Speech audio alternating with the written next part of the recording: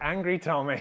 I don't want to, just sour the mood straight out the gate. So what could possibly go wrong? Tens of thousands of pounds worth of boutique instruments and free-flowing alcohol, known as the Tree of Death. I was going to ask you this. I was like, is this a cemetery tree? Yes, yeah.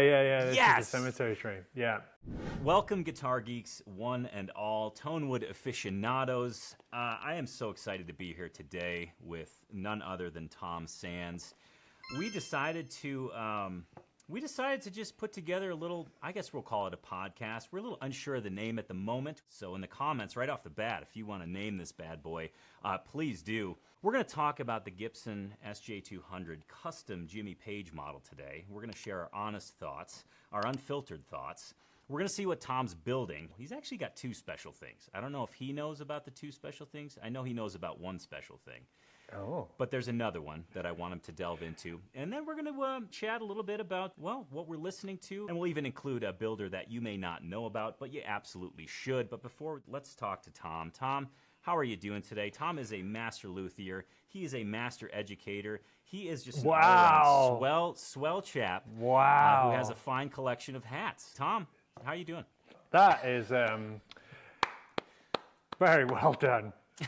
So full disclosure to you at home, Tony just magicked that out of nowhere. It's almost like he's a professional. I'm very pleased with that. Thanks, man. I'm well. I'm very excited to get going. So you're currently 6 hours behind me. It's lunchtime with you. You're on the coffee. Yes. I'm on, of course, the after work beer. Yeah. What model are you drinking there? Oh, this is nothing particularly special. Please don't sue me, Okay. Camden. But yeah, no, this is a nice, refreshing lager. But to kind of balance it out, I also have some kombucha. Because Nice. got to worry about my gut health, That's right. The microbiome is very important. We're actually doing pretty good with the leading podcasts right now. Oh my. We talked a lot about audience retention. It's one of those metrics that YouTube kind of shouts at you a lot about. I'm already retained. You're retained. You have me on the full retainer after that introduction. You'll also learn a lot of new words today. A lot of retented. I'm particularly excited to see what you have on your bench, and I know we kind of have that slated for later. Gibson just announced, I think just last week, or maybe within 2 weeks, I'm not sure when this will come out, that they launched a custom SJ-200 Jimmy Page artist model. Are you a Led Zeppelin fan? Sure. Were you ever a Led Zeppelin? Okay. Yeah.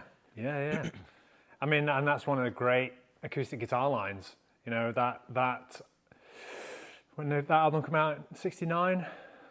I think so.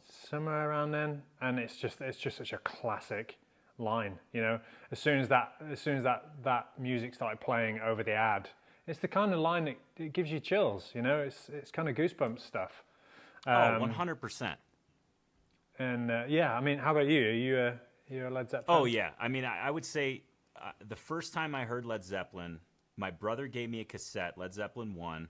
It was the only cassette I had for my Walkman at the time, so I just kind of put it on, and I didn't really know what I was getting into. Never heard them, didn't know what to expect, and I was definitely hooked. This was probably, I was probably in 5th or 6th grade.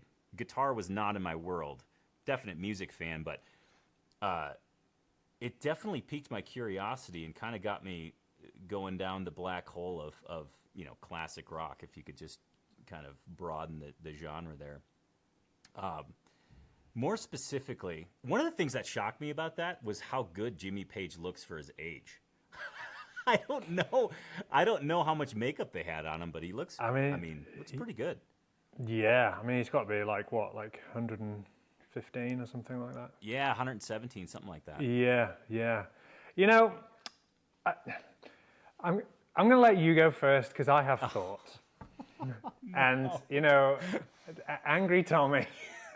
I don't want to, just sour the mood straight out the gate. So I'm going to let you do some souring, and then I'm going to top up. Okay.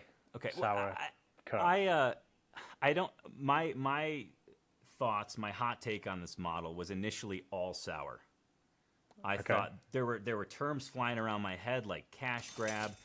Just for context here, there's two models. There's one that's limited to 50 that is signed on the headstock by Jimmy Page, and there's one that's limited to 100 where the label is signed. Apparently, they're all being played by Jimmy Page prior to shipping, which I think is cool. A little Jimmy Page mojo on there. What I take issue with, and why I think it's a cash grab, is the price. The limited one, the limited run of 50 is $20,000 US for those, and then the I guess semi-limited, the 100, the series of 100. I think those are 14,000, 13,000, something like that. Yeah. And I just think I think it's absolute insanity that he mentions kids playing. I know. I'm like, I agree. Seeing kids playing is incredible. Seeing kids connect with the instrument is incredible. I just think that quote is so misplaced in that. It's like, read video. the room, Jimmy. Read the room. Come on, man. I really struggled with that. Yeah, big time. The guitar specifically, I don't see anything uniquely Jimmy Page about it other than the label and the signature. It wasn't his guitar. It wasn't even his guitar. It wasn't? No. He borrowed it for the session. No. And like, yeah. I think it was the producer's guitar. No kidding. Yeah, he was like, play this. And I think it got stolen and never seen again. And so I was reading somewhere, I might be completely wrong. I don't think I am, because I was quite intrigued by this. So it's a signature model, right? But it's based on his best recollection. It's not even based off of a guitar that they've had in the custom shop and they've, done the accurate, measurements and all of this. It's like it wasn't his guitar. He didn't play it for very long. It wasn't like it was his, number one acoustic that he would go to all the way through his career, and it's not even super authentic because it's like the best guess of people's recollection, and from 1969, so. I was unaware of that. I think. Okay, so I know that Gibson does aging on their guitars. I think they probably nailed that. I've seen some of that stuff in person. Not sure how they do it. I question the actual thickness of the lacquer so they can get those checking. I don't know. That's well out of my knowledge zone. But the guitar specifically, I don't see any sort of uniqueness like you mentioned. But I also am like, I would not pay any amount of money for that bridge and saddle. It's just, to me, it's like a tonal vacuum. Like, it's a disaster. In my opinion, it's a total disaster. I have so many thoughts about this, and I'm probably going to upset a few people by saying this, but that's what drives engagement. So I'm going to be deliberately provocative. But I think, first of all, I think it is a butt ugly guitar. I think proportionally, I'm sorry. I think proportionally it's bulbous. I think it's ugly. I think the bridge design, I think it's grotesque. I don't like the burst on it. I think it's just, for me, it's just, I've never liked the jumbos. I still don't like jumbos. I don't like modern builder jumbos. I think that they're just not for me. All right. So, but maybe you like a jumbo. Maybe. I'm trying to sugarcoat it now. Now the cat. This is the sound of Tom backpedaling right now. Yeah, I'm backpedaling. No, I hate them. I think they're disgusting. I think they're awful. And again, this is one of the big things that I take umbrage with in the guitar industry. With these kind of legacy brands, is they just keep reissuing stuff from decades and decades and decades ago and charging preposterous amounts of money for them. Yeah. And then, again, for Jimmy Page to be talking about, how cool it is that kids are playing guitar, that's just such bullshit. You know, it's so, it makes me so mad. I'd not seen that advert until then. And I'm like, what kids are you talking about, Jimmy? Your own kids? Because, yeah, maybe they can, but like, you know, no kid is going to be playing that guitar. At all. I venture to guess no one's going to be playing that guitar. I think it's going to sit in a case. Yeah, I mean, it's a collector's item. Yeah, it's a collector's item, and there's nothing wrong with that. But let's call a spade, right? You know. Agreed. And the other thing for me is like there's nothing new or innovative about this, and that's what the industry needs. I think you know, looking forward, developing the instrument, making a better guitar. When I see stuff like this, it just feels so lazy and like you say, it's a cash grab, and I can't really dress it up in any other way. And I'm sure there are going to be people out there who absolutely love this, who are massive Led Zeppelin fans, and you know have spent their whole guitar playing lives, you know, aspiring to play like Jimmy Page. And I get that, and that's cool, and that's fine. But for me personally, and thinking about, you know, the guitar industry as a whole, not for me, unfortunately. Yeah, I mean, I guess there is a little bit of a a silver lining if we can kind of reach here. But I will admit, I've fallen victim to the artist models, big time. I've got 2 Johnny Winter Firebirds that I saw it and I had to get. They're not anywhere near that price point at all. I had to get them, and I think what it does is it just scratches that nostalgia itch. It scratches that itch of like, if I get this, I'll achieve that tone, or I can, like, you know, in my guitar room, I can be that person.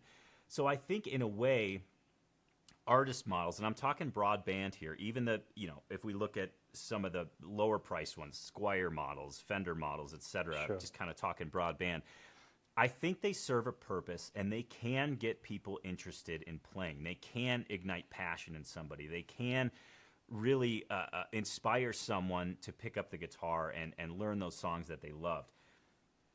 I don't think this is the one for that.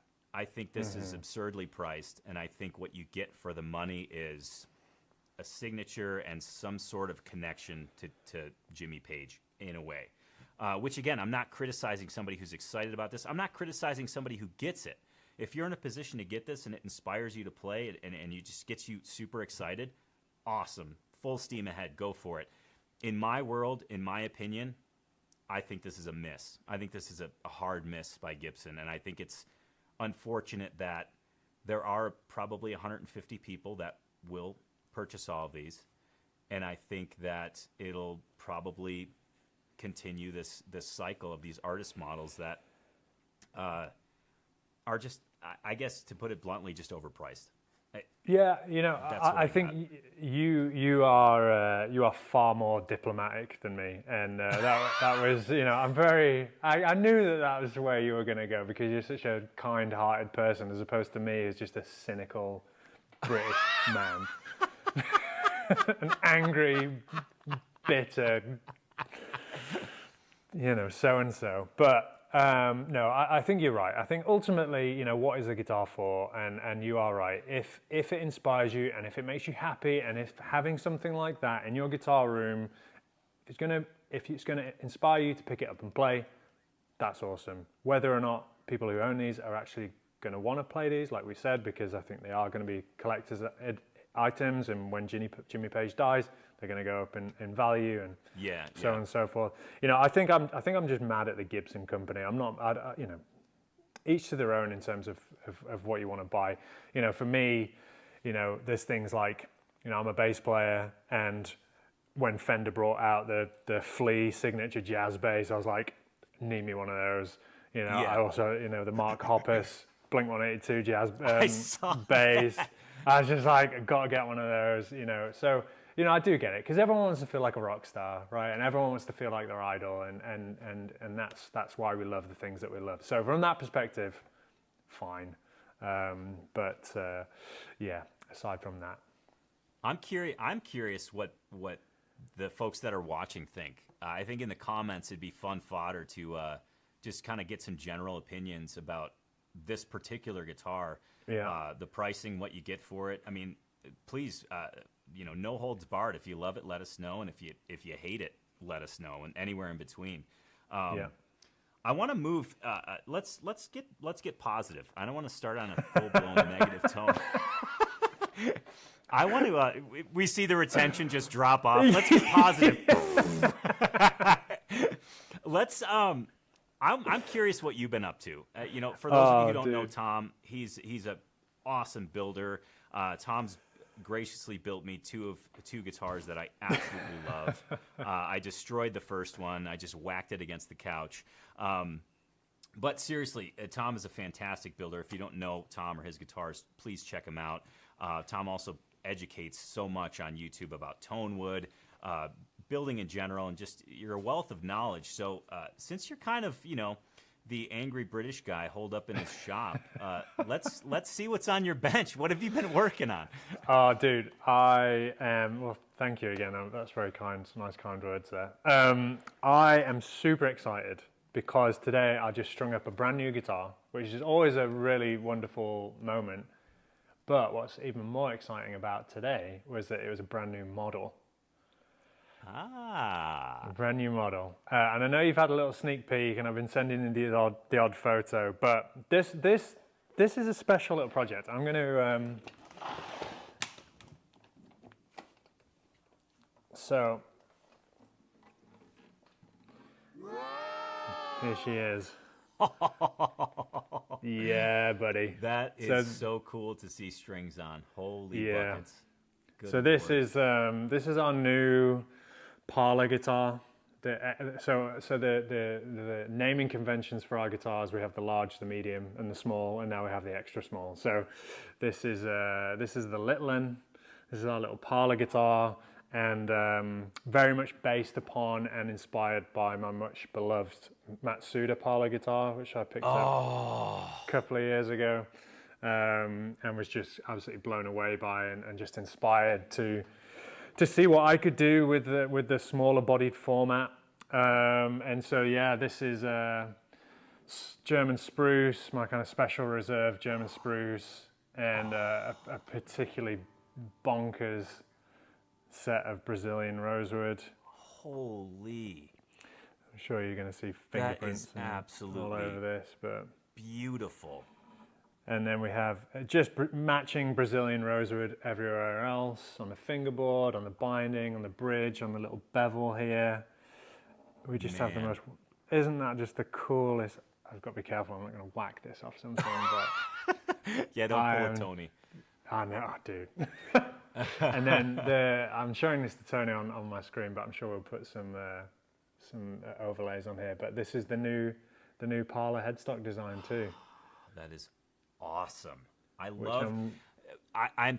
have a couple of questions for you regarding this, and I don't want to bulldoze your presentation, but okay. The headstock is beautiful. The fact that you retained your shape, but modified it as such to be a slotted open headstock without the centerpiece, no less.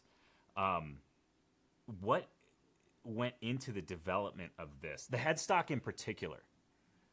So I've always loved vintage Martins slotted head open headstocks. My first headstocks when I was doing my apprenticeship, they were always the kind of slotted variety. I just think it's such a nice look. I love having the orientation of the tuners, having those facing backwards. And I wanted to give a nod to my appreciation for those old Martins, and especially the smaller body style. And I wanted to do it with a modern twist. And a lot of builders now, you see it quite a bit, are doing these kind of totally open headstocks without the center, the center portion. My millimetric bass is like that. Builders like Cassimi, and then going back to the kind of electric world with kind of Kramer guitars and Travis Bean. I was going to bring them up. Yeah, they have the open headstock. The kind of 80s thing with those aluminium necks, which I just think it's just so cool. And I love the lines of the strings that it gives with that. And it just kind of, it's just an open, clean, simple aesthetic. It's also loads easier to make. No kidding. See, I thought the total opposite. That's incredible. Yeah, so it's slightly easier to make. It's easier to finish because you've not got, you know, as much stuff in the way. And it works, this design as well was designed to work really harmoniously with my signature Sheller tuners, which you have on your guitar. I literally just took those and switched them around sideways. And, oh, nice. And you can see that they just sit cool. really nicely. And then one feature I really love, and I'm kind of blowing my own trumpet here, but is how, can you see the center portion is matte? And then, and then everything else is gloss, which I just think is awesome. I really like that little detail. I think it's my favorite detail on the whole guitar. That is so awesome. But yeah, in terms of the development, I'm going to set this down. You know, we actually it started with, you know, mock-ups. Sure. So this is just a piece of pine, and this is a little tail block, a little string block. So I actually, you know, put the tuners on in various different locations. We made a bunch of these, and then actually put strings on it and strung it up because it's really crucial, the string path on these style of headstocks. Yeah. First of all, that you have enough clearance behind the nut, but then also, you know, I wanted to avoid hitting the side walls of the headstock. Right. I didn't want any kind of rubbing there or anything like that. So, you know, it took a little while to get right, and this was kind of hanging around on the shop wall for quite a while. But yeah, it turned out nicely. And I'm not going to play it for you because it's literally just put strings on it today, and it's not up to pitch yet.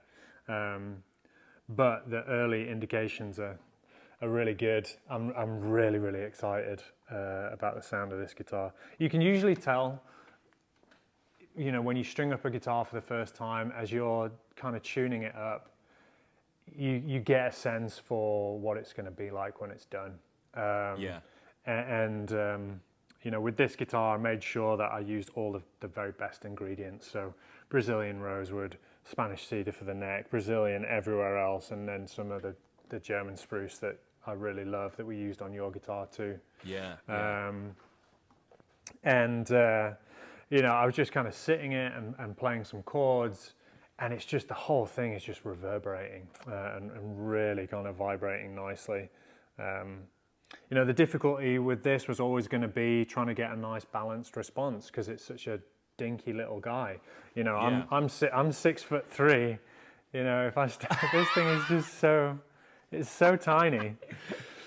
It's so tiny, and it kind of looks ridiculous when I kind of have it in my lap here. You know, it's so. Does it make you feel just like a powerful man? It just makes me feel a little bit ham-fisted and just like a clumsy giant, which I kind of am anyway. I don't need a little guitar to tell me that. But yeah, I'm going to be tuning this up tomorrow to pitch and starting to think about the final setup. And that's it. And then we'll be sending it on its merry way. So there you go, world exclusive. Man. Congratulations! That's super exciting, man. That is super exciting. I'm first of all very happy for you. I'm also kind of pissed because I thought, cool, I'd have 3 really stellar guitars from Tom. One that hasn't been started yet, but at some point it will be. I'm very excited for that. But now I see this, and I'm just like, great. I'll have to wait till old Uncle Tommy opens up his books again, and might have to have some talks. I'm sure Whitney will be thrilled. Whitney loves me. It's fine. It's true. It's fine. It's true. It's fine. Yeah. Well, the boys need their own guitars too, right? You know. It's a fair point. It's a fair point. I mean, yeah, they're gonna have when I move on to the next world, they're gonna have some sorting to do. That's for sure. So have they? Sorry, go ahead. No. Go ahead, because I got another topic I was going to throw your way. Oh, okay. Yeah, okay. Have they shown any interest in picking up playing? Are they showing any kind of musical proclivity? So as cliche as this is, Grayson's first word was guitar, and he absolutely, it's like he's like a moth to a flame. Like I bring a guitar case in the house, he sees me carrying one, he starts walking after me and just says tar tar tar tar tar tar. He loves it when I play. He's very curious. And now for reference, Grayson's he's a little over 1. Emerson loves it. He likes drums more, and I think that's a great reflection of his personality. I can totally see that. I think with time, we'll kind of see, if they're gravitating towards music or not. But right now, I think Whitney's feeling a little bit beside herself because it's guitar and hockey for both of these kids. We play hockey in the kitchen almost every day. And it's hilarious, but they'll I'm sure to some degree they'll be involved in music. I know Aiden, my oldest, is. He's an awesome drummer. He is an awesome drummer. It's fun to see him play. It's really fun. Yeah, I've been following him on Instagram for a little while, and he's tight. He's a good punk drummer. Love it. I don't know where he got that because he plays ridiculously fast, and I just can't even comprehend. I can't. Yeah. So I wanted to ask what was on your bench, and luckily we had the world premiere of the parlor model, the Model XS. I really like that. Extra small. I don't know if you're going to use that, but man, that sounds sexy. Yeah, I mean, I think it's yeah, the XS. Is it an XS? Is it excessive? It's not excessive because it can't be. It's too small. Oh, there you go. Exactly. You should join our marketing department. Yeah.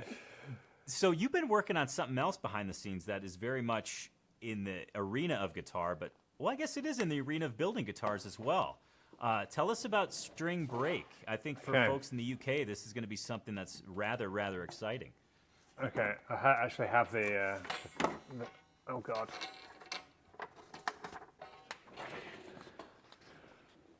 That's such a rad poster. Isn't it? Isn't it so cool?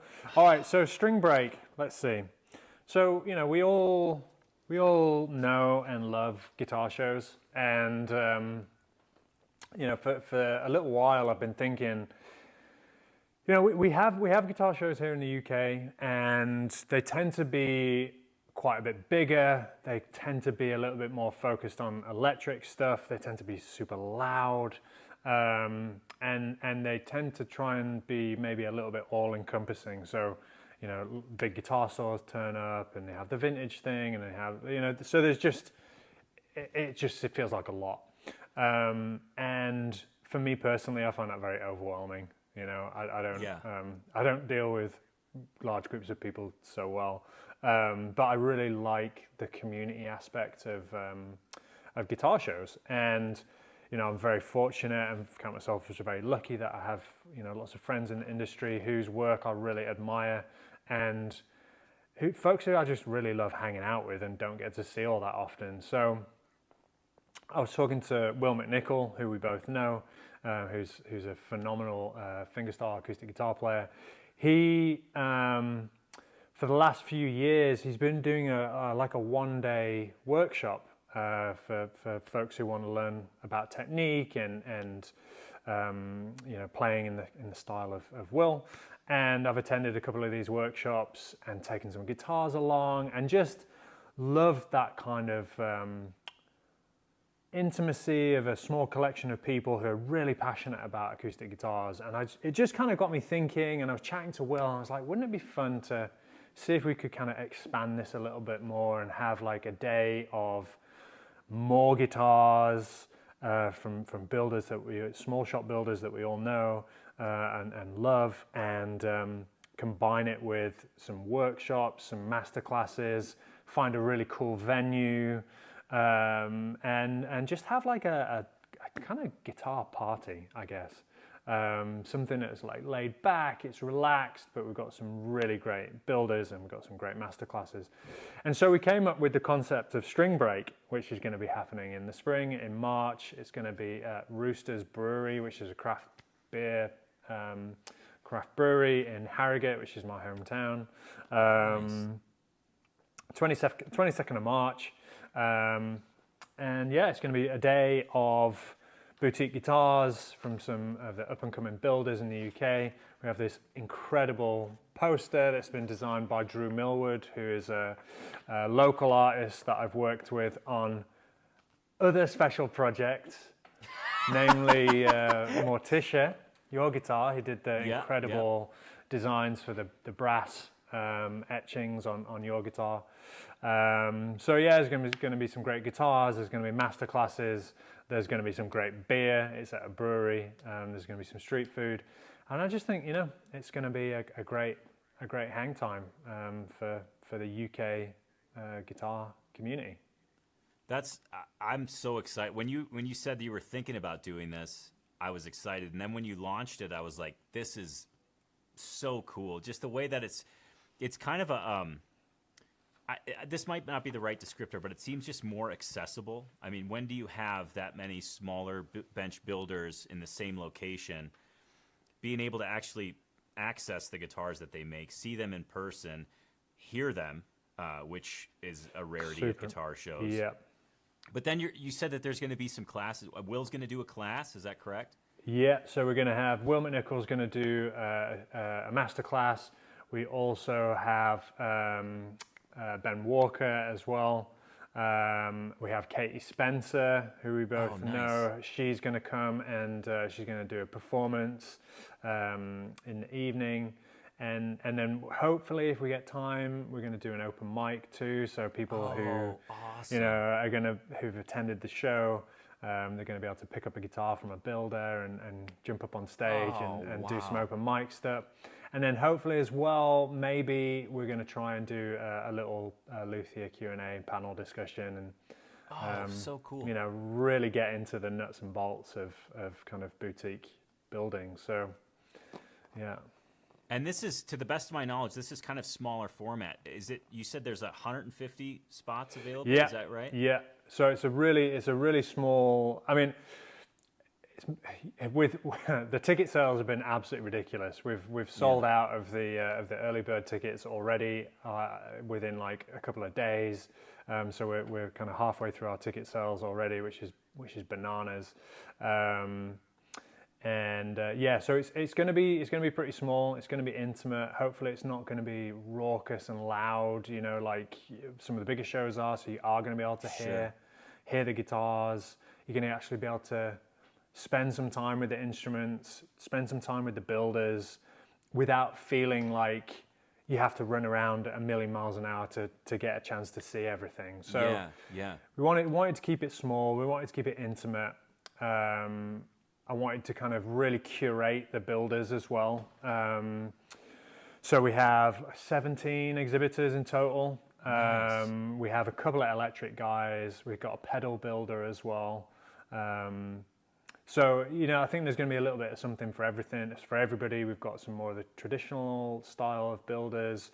We've got some really ultra contemporary stuff. I'm going to be there.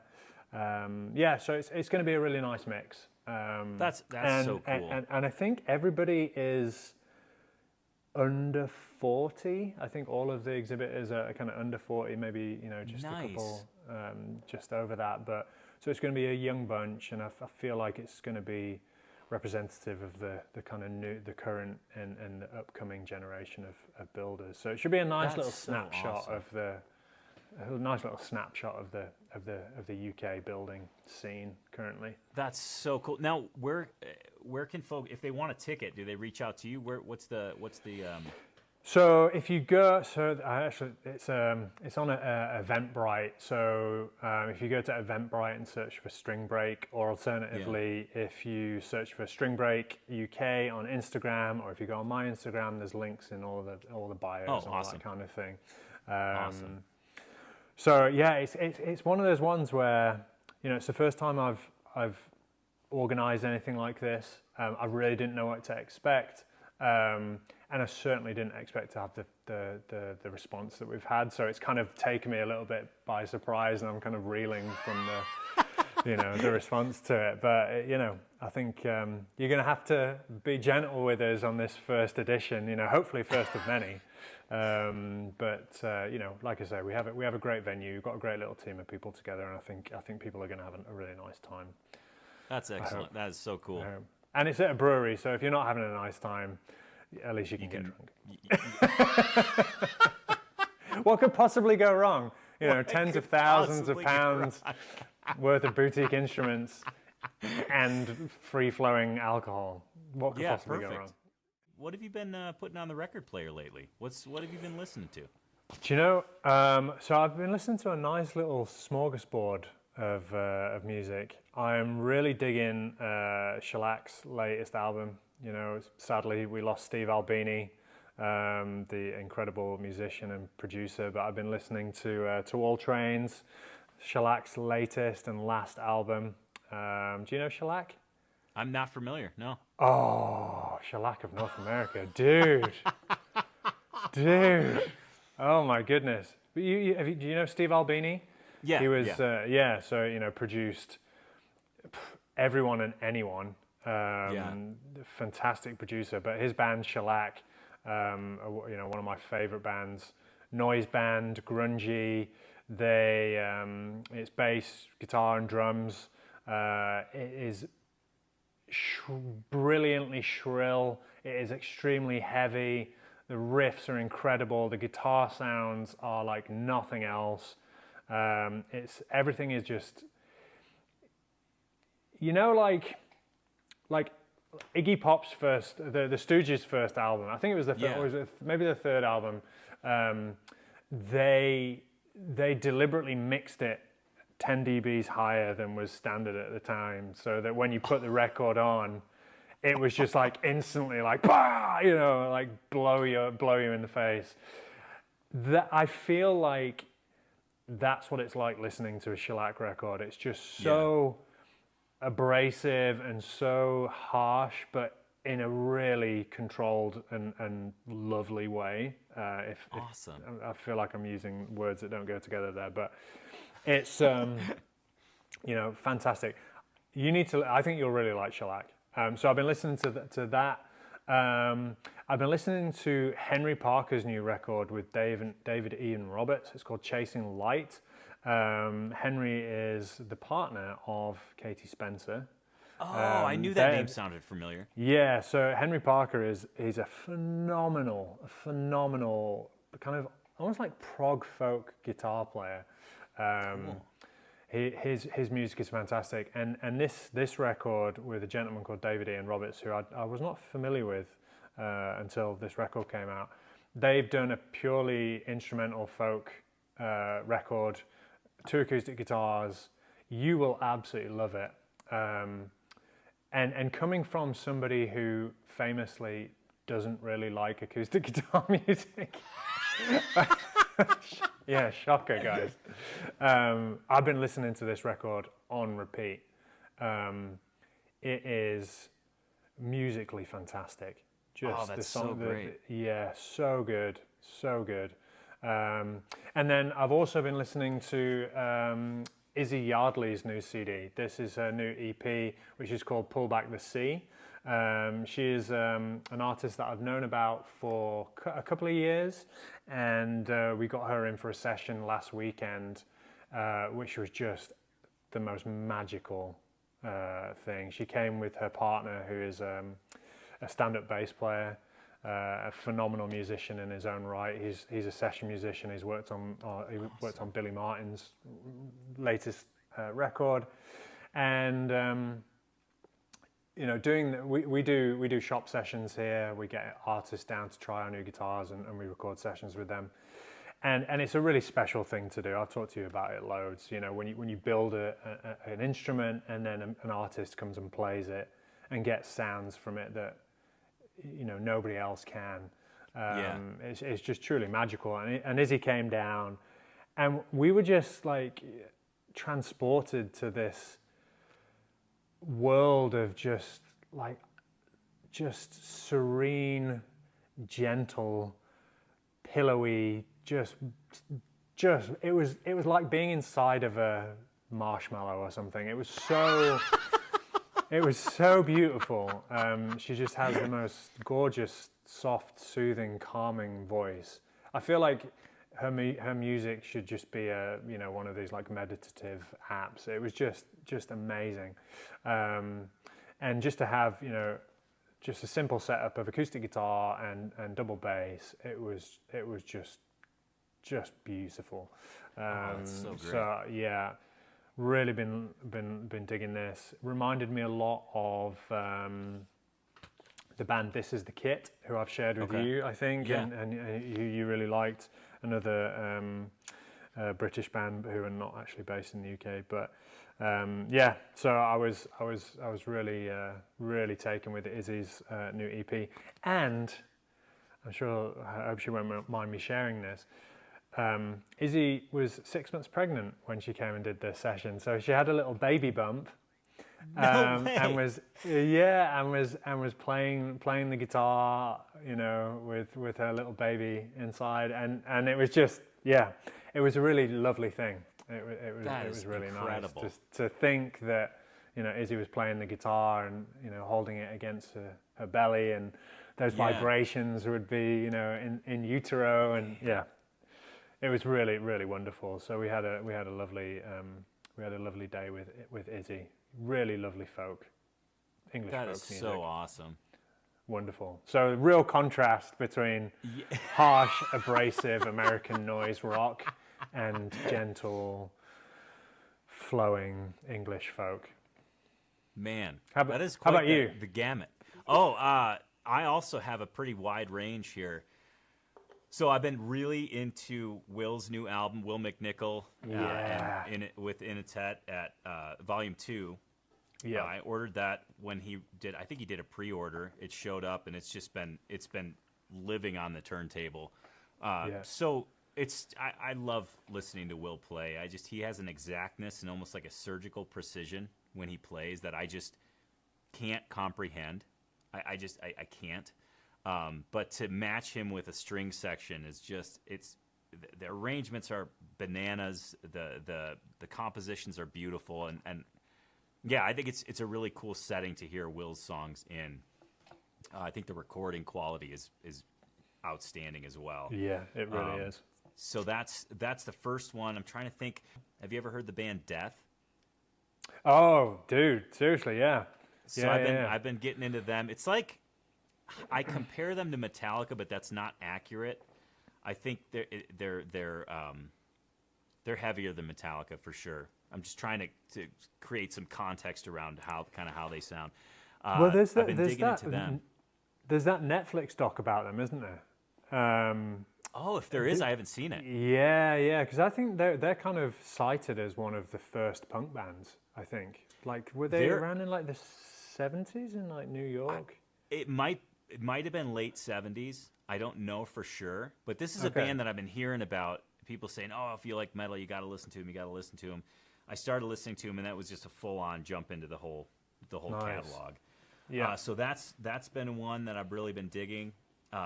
Here's another left field. I just finished Derek Whibley's biography, the lead singer of Sum 41.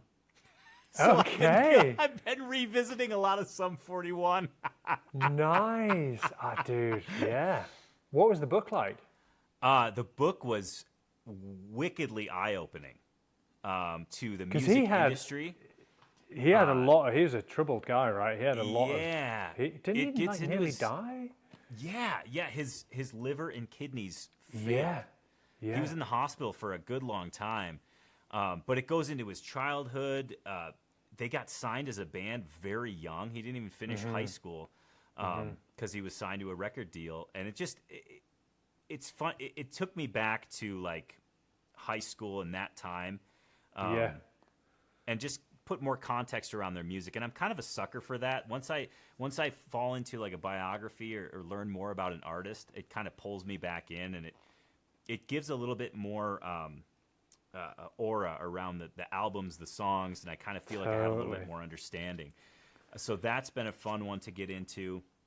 Daniel Bachman is another one that I've been getting into. He's a American primitive guitar player, acoustic guitar player. And the reason I've been getting into him is because I've been recording my new album over the last month or so. I recorded the majority of it, decided I didn't like how it sounded, went back and started re-recording it.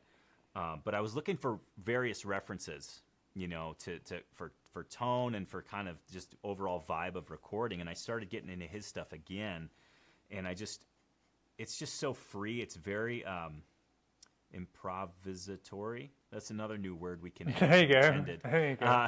It's very. It feels off the cuff. It feels very in the moment, which I'm a total sucker for.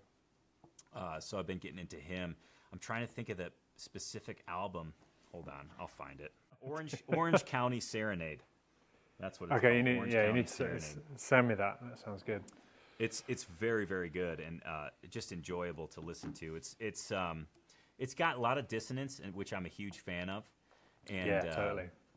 So that's kind of what's been on my turntable at the moment. Nice. My virtual turntable as well. Going back to what you were saying about reading biographies and giving context to the music, that's one of my favorite things to do is to get a music biography and really read the book and listen to the records they're talking about in chronological order as they're talking about them, and it really does give you a whole new perspective to the music. 100%. And a real, I remember doing it with Pink Floyd and just absolutely falling in love with some of the more obscure earlier Pink Floyd records, with Syd Barrett, doing it with Iggy Pop, The Who. It's a very expensive way to enjoy music, because you're having to buy all these records, but it's a super enjoyable way to listen and to appreciate music. Maybe we need to read a Jimmy Page biography and we can circle back and have new appreciation for the J-200 that just come out. Maybe. I mean, I feel like Gibson should, supply a biography with each of those guitars. Maybe they do. I would think so. So. Maybe his tax records from the 70s. Maybe all sorts of stuff.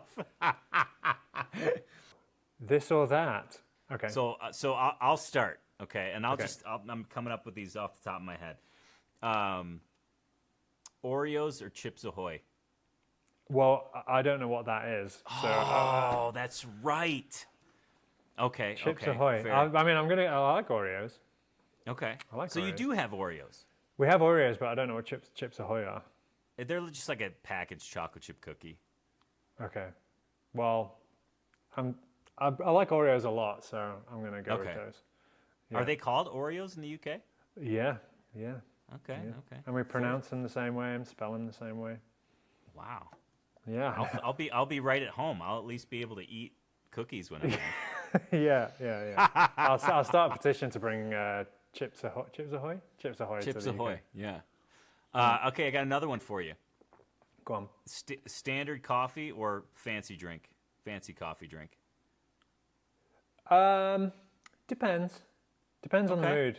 So I start the day with just stout black coffee. Yeah. And then, later on in the day, we have a nice coffee machine here at the shop, and Ted is into doing all those like florets and fancy swans and things in the top of the milk. Do they look like swans? I mean, they do when Ted does them. When I do them, they look like a wizard's sleeve. Frankly. Well, that's good. Yeah. Fantastic. I was trying to think of another one. I just can't. I should have wrote some down. We can. This can be one of the regular features. Okay. I like it. And we'll do like it. We can do it. We can do it. We can do it like timed, and we can see like how many this or that, so we can get it done in like 30 seconds. I love it. And if you're still watching, we may have lost everybody at this point, but I think the true hangers-on are our true fans. If you have any this or that's, throw them in the comments because we'll do them in a future episode. I would absolutely love to be stumped or put in a very uncomfortable position. You know, all things considered. Yeah. Finally, let's share some Luthier Love. Luthier Love. That's the name of the segment. Luthier Love. I'm gonna write that down. As you know, a small bench builder yourself, I think, or at least I assume one of the maybe difficulties, one of the hurdles is just being found out, just being known about. So we want to share a little bit of love to some of those luthiers that might be flying under your radar, and you just may not know about, but you probably do need to know about it. And I'll let you cue up this first one because this is someone that is exhibiting at String Break. So if you're curious of how her guitars sound, you can certainly check them out there in March with Tom and with steins of beer or pints of beer, whatever you UK folks drink beer out of. We're teacups, obviously. Old boots? No. old boots, yes. This is going to be a teacups. So who do you have on our list? Who's the honorary Luthier Love that we're sharing? We have a very old friend of mine, Rosie Haydenrich of Turnstone Guitars, based down south somewhere I don't visit too often. But Rosie has been building. So fun fact. I interned with very briefly with Rosie's first mentor, who is David Anthony Reed. Very innovative builder. Sadly, not building anymore, but I think his stuff's still online. You should go check it out. He's got some really interesting YouTube videos. Anyway, Rosie was working with him. In this would have been like 2014, I think. Okay. It was just before I met Rosie, just before I was going to go to California to study with Irvin Samoji, and we happened to cross paths while Rosie was doing her apprenticeship. And so our kind of careers have moved in a kind of similar trajectory, and we've kind of hit milestones at similar times. And Rosie is building really interesting guitars.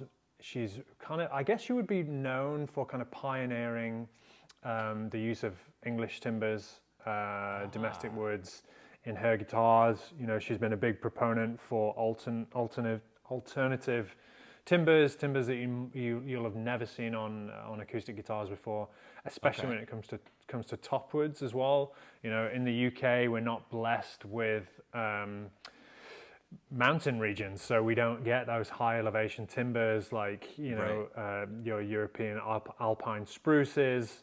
We don't have things like Adirondack spruce. So here in England, finding suitable top woods is quite difficult. So Rosie has really pushed the boundaries of not only what the materials are capable of, but also what people's expectations of an acoustic guitar should be, and what materials they should be made from. So she's a fabulous builder. She has a really unique style, and the quality of work is absolutely fantastic. I know she works with her partner Carl, so they're kind of a dynamic duo, making I think maybe like 20-25 guitars a year. That's what I was going to ask you, if you knew how many she was making a year. Yeah, I think it's around about that number. Nice. So really, really lovely guitars, really nicely made. Really some design features that you won't see on any other guitar. Nice. And attention to detail is just absolutely flawless. I wanted to share a video that I found. So let me cue this up. This is Michael Watts playing one of her guitars. We'll just listen to a little piece of it. I just want to offer a little bit of sonic snack for those kind of curious who have never heard of Rosie before. Let me Sonic pull this snack. up here. There you go. Yeah, sonic snack for your ear teeth to chomp on. Let's give it a listen.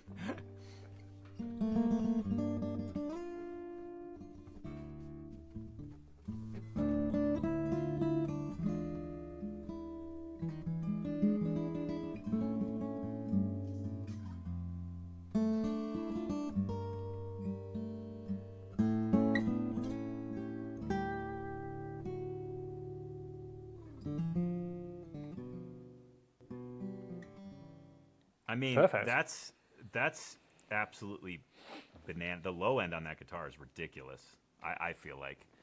Obviously, that was just a small snippet. But again, I just wanted to kind of find a guitar that was, some sort of example of her work. And that ancient black oak. Have you worked with that before? Yeah, we've used it a few times. We've actually got a guitar in build currently with the black oak. Nice. This is. Do you know much about this stuff? No, I have no. That's what I was going to ask you. Like, to me, it sounds bananas. That's paired with cedar on her guitar. But like, I don't know if it's fair to give just a general tonal profile of it. But maybe just let me know some of the characteristics, because I've never heard anything with that.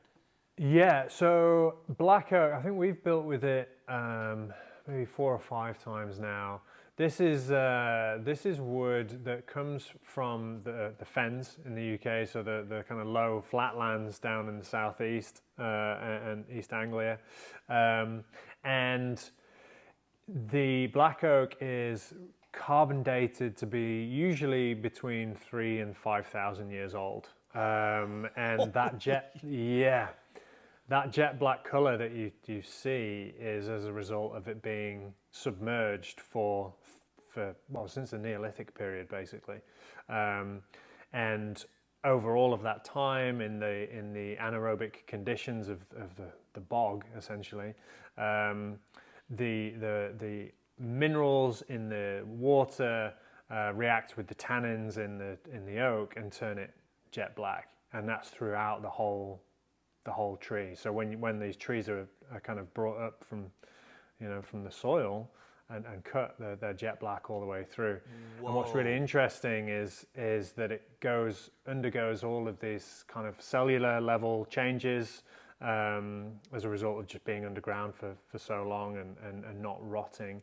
It's almost like part fossilization. It's halfway to being a fossil, as I understand it. But it's significantly more dense than European white oak.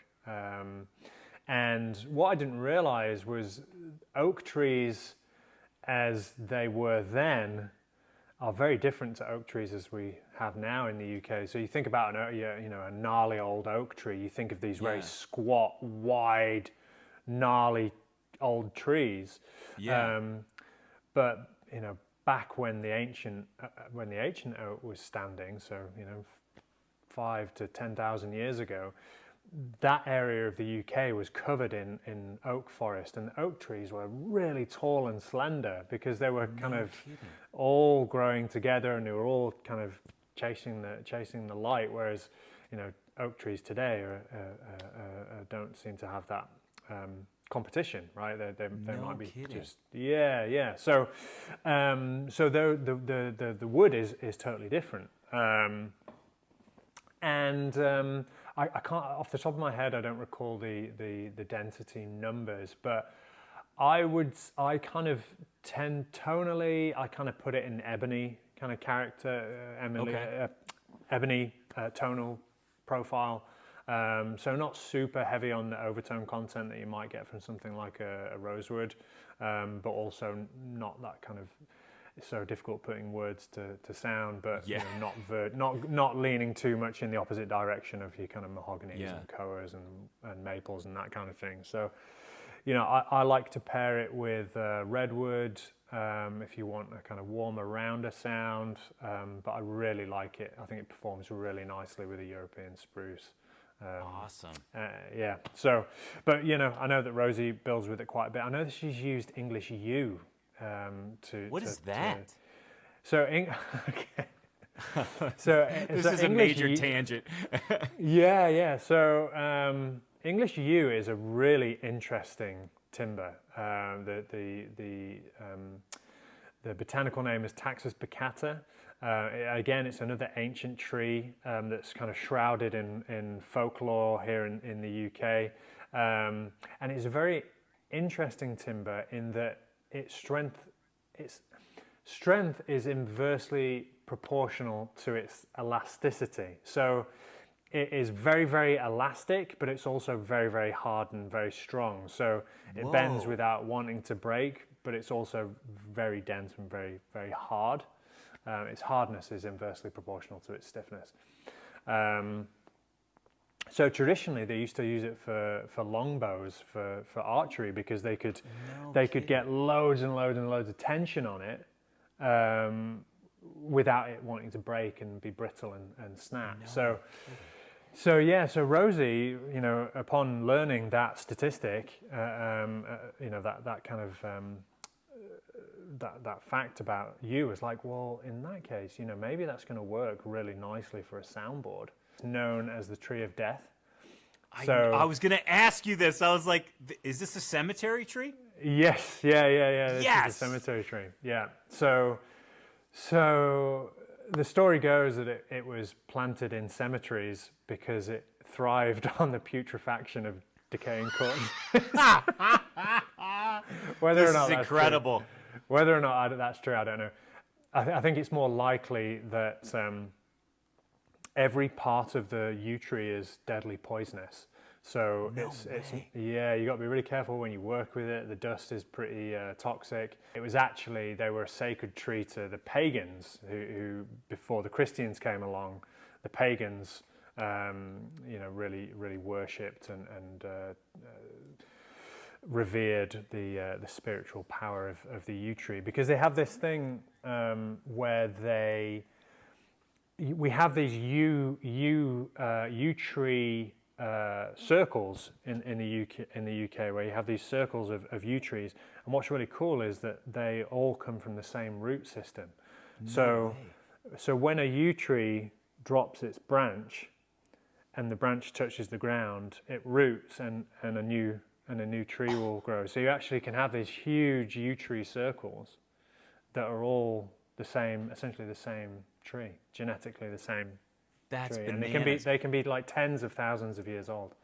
So did Rosie kind of pioneer using that? As far as I know, yeah. I'd not seen it before that. This is so I like all the history, but the first story is what makes me most excited. Yes. Because these trees are just feeding on dead people. And then when you make a guitar out of it, it's like they got a voice again. Oh, what a crazy story. That's incredible. Yeah, I love that.